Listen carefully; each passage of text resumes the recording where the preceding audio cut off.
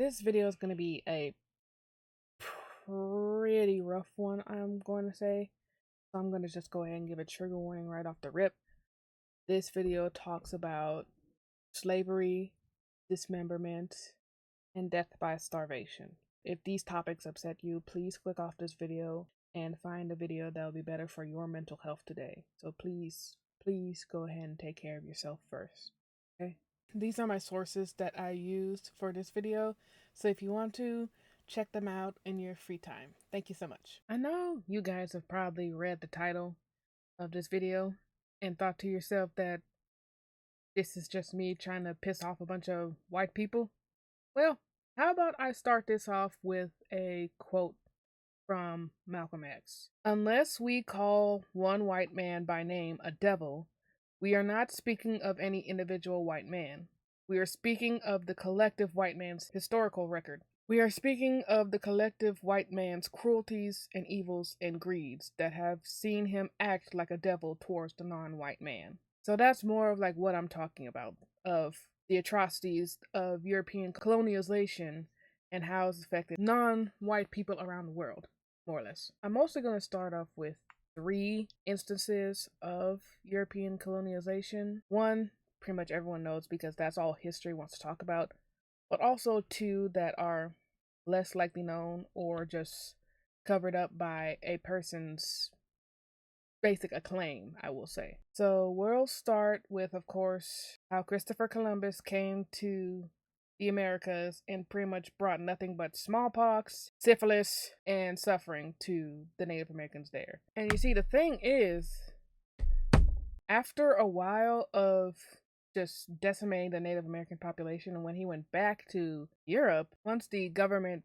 of Spain got wind of what Christopher Columbus was doing, mostly in the place that was known as Hispaniola, but is now the Dominican Republic and Haiti. Oh, they was on his ass like Pampers. So when the Spanish court not only got wind of what Columbus had done, but what his brother Bartholomew had done to the people in the Dominican Republic and Haiti, they stripped him of all his acclaim, had him stay in a prison cell for about 6 weeks. Which honestly is not nearly enough, but for a guy like Christopher Columbus who had a massive ego, it definitely hurt him, I'm pretty sure, because he's a loser. As a matter of fact, according to this article right here, King Ferdinand himself made sure that Christopher Columbus would not get the acclaim in Spain that basically Columbus wanted. Like, he wanted to be the most famous guy for quote unquote discovering what he thought was India, but it was the Americas, more or less the Caribbean,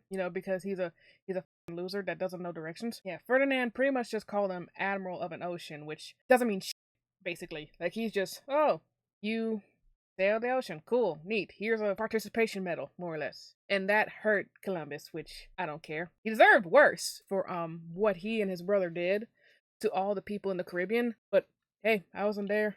I wasn't a higher being that could have brought down punishment, so what do I know? What I do know is that after a while, once he reached 53, he just had arthritis and gout and was just withering away as he should have. And he died penniless and an absolute loser with no credit to his name on May 20th, 1506. And from that day forward, we're going to throw some on the grill to celebrate. You're probably thinking to yourself, man, what did he do to make those Spaniards that mad? I'm about to tell you. So Christopher Columbus basically gave the blueprint on how to and basically dehumanize non-white people. One instance in particular is when a man was caught stealing corn, allegedly.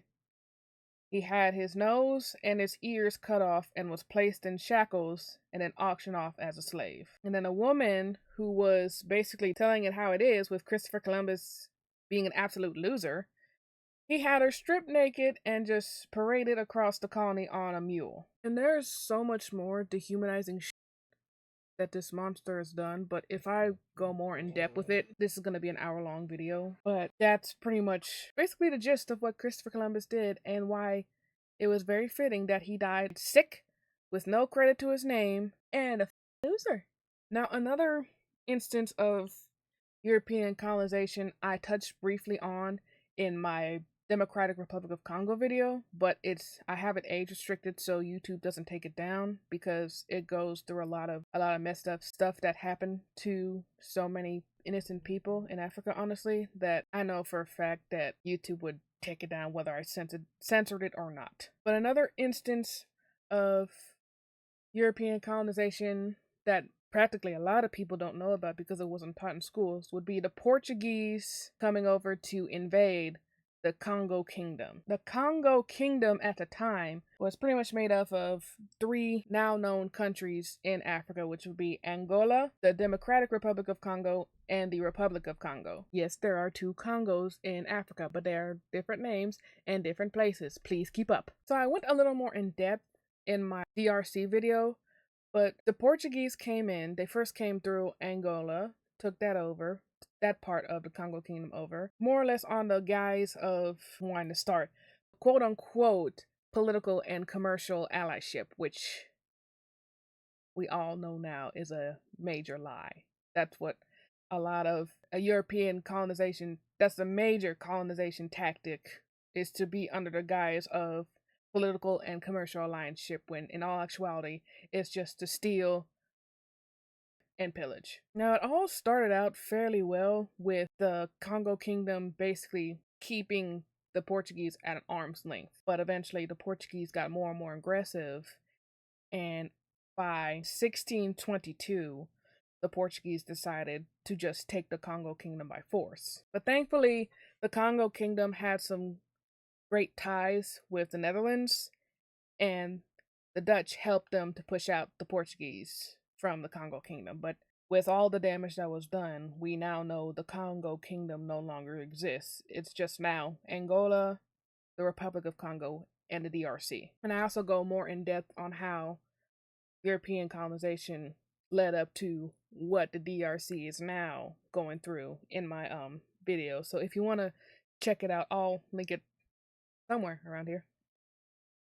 But I say the main instance of someone who was heavily acclaimed for what they did on the surface, but not remembered for what they did underneath the surface, would have to be Winston Churchill. Now, for those that don't know, Winston Churchill was the Prime Minister of the United Kingdom during World War II, you know, when we were trying to fight against the Yazis. And you know exactly what I mean when I say Yazis. I can't say that word on YouTube or else it'll hit me with the belt. But what people don't truly know about Winston Churchill until later on in life, long after he had passed away, is that he was a raging racist, particularly to Indians. And that truly showed during the Bengal famine of 1943. Now, yes, everyone was going through it with World War II because